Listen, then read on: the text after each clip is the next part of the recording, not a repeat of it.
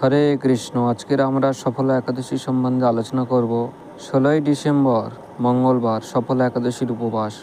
তো চলুন এই একাদশীর মাহাত্ম্য জেনে নেওয়া যাক। সফলা একাদশী পৌষ মাসের কৃষ্ণপক্ষের একাদশীর নাম সফলা। ব্রহ্মাণ্ড পুরাণে যুধিষ্ঠির শ্রীকৃষ্ণ সংবাদে এই তিথির মাহাত্ম্য বর্ণিত হয়েছে। যুধিষ্ঠির বললেন, হে প্রভু, পৌষ মাসের কৃষ্ণপক্ষিয়া একাদশীর নাম, বিধি এবং পূজ্য দেবতা বিষয়ে আমার কৌতূহল নিবারণ করুন। শ্রীকৃষ্ণ বললেন, হে মহারাজ, আপনার প্রতি স্নেহবশত সেই ব্রত কথা বিষয়ে বলছি। এই ব্রত আমাকে যেরকম সন্তুষ্ট করে, বহু দান দক্ষিণাযুক্ত যজ্ঞ আদি দ্বারা আমি সেরকম সন্তুষ্ট হই না। তাই যত্ন সহকারে এই ব্রত পালন করা কর্তব্য। পৌষ মাসে কৃষ্ণপক্ষিয়া একাদশীর নাম সফলা।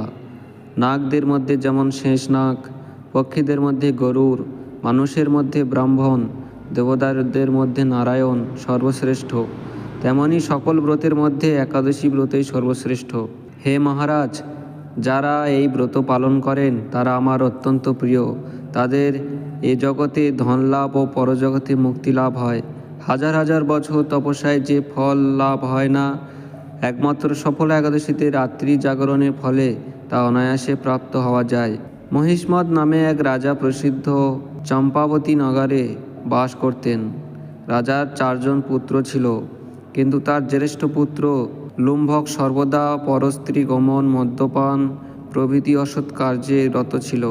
সে সর্বক্ষণ ব্রাহ্মণ, বৈষ্ণব ও দেবতাদের নিন্দা করত। পুত্রের এই আচরণে ক্ষুব্ধ হয়ে রাজা তাকে রাজ্য থেকে বার করে দিলেন। স্ত্রী, পুত্র, পিতা, মাতা, আত্মীয় স্বজন পরিত্যাগ হয়ে সে এক গভীর বনে প্রবেশ করল। সেখানে কখনো জীব হত্যা, আবার কখনো চুরি করে জীবন ধারণ করতে লাগলো। কিছুদিন পরে একদিন সে নগরে প্রহরীদের কাছে ধরা পড়ল, কিন্তু রাজপুত্র বলে সেই অপরাধ থেকে সে মুক্তি পেল। পুনরায় সে বনে ফিরে গিয়ে জীব হত্যা ও ফলমূল আহার করে দিন যাপন করতে লাগলো। ওই বনে বহু বছরের পুরানো একটি বিশাল অশ্বত্থ বৃক্ষ ছিল। সেখানে ভগবান শ্রী বাসুদেব বিরাজমান বলে বৃক্ষটি দেবত্ব প্রাপ্ত হয়েছে। সেই বৃক্ষতলে পাপ বুদ্ধি লুম্ভক বাস করত। বহুদিন পর তার পূর্বজন্মের কোনো পুণ্য ফলে সে পৌষ মাসের দশমীর দিনে কেবল ফল আহারে দিন অতিবাহিত করল। কিন্তু রাত্রিতে অসহ্য শীতের প্রকোপে সে মৃতপ্রায় হয়ে রাত্রি যাপন করল। পরদিন সূর্যোদয় হলে সে অচেতন হয়ে পড়ে রইল। দুপুরের দিকে তার চেতনা ফিরল। ক্ষুধা নিবারণের জন্য সে অতি কষ্টে কিছু ফল সংগ্রহ করল। এরপর সেই বৃক্ষতলে এসে পুনরায় বিশ্রাম করতে লাগলো। রাত্রিতে খাদ্যাভাবে সে ক্রমশ দুর্বল হয়ে পড়ল। সে প্রাণ রক্ষার্থে ঈশ্বরের উদ্দেশ্যে ফলগুলো নিয়ে, হে ভগবান, আমার কি গতি হবে বলে অশ্রুপাত করতে করতে সেই বৃক্ষমূলে, হে লক্ষ্মীপতি নারায়ণ, আপনি প্রসন্ন হন বলে নিবেদন করল। এইভাবে সে অনাহারে ও অনিদ্রায় সেই রাত্রি যাপন করল।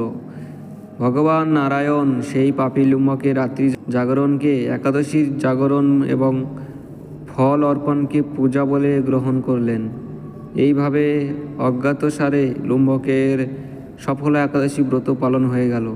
প্রাতকালে আকাশে দৈববাণী হলো, হে পুত্র, তুমি সফলা ব্রতের পূর্ণ প্রভাবে রাজ্যপ্রাপ্ত হবে। সেই দৈববাণী শোনামাত্র লুম্ভক দিব্যরূপ লাভ করল। তার পাপ বুদ্ধি দূর হলো। সে পুনরায় নিষ্কণ্ঠক রাজ্য লাভ করল। স্ত্রী, পুত্র কিছুকাল রাজ্য সুখ ভোগের পর পুত্রের উপর রাজ্যের ভার দিয়ে সে সন্ন্যাসাশ্রম গ্রহণ করল। অবশেষে মৃত্যুকালে সে অশোক অভয় ভগবানের কাছে ফিরে গেল। হে মহারাজ, এভাবে সফলা একাদশী যিনি পালন করেন তিনি জাগতিক সুখ ও পরে মুক্তি লাভ করেন। এই ব্রতে যারা শ্রদ্ধাশীল তারাই ধন্য, তাদের জন্ম সার্থক, এতে কোনো সন্দেহ নেই। এই ব্রত পাঠ ও শ্রবণে মানুষের রাজসূয় যজ্ঞের ফল লাভ হয়। এখন আমরা পালনের সময়সূচি সম্বন্ধে আলোচনা করব। 17ই ডিসেম্বর বুধবার একাদশীর পারণ ভোর 6টা 9 থেকে সকাল 9টা 44-এর মধ্যে।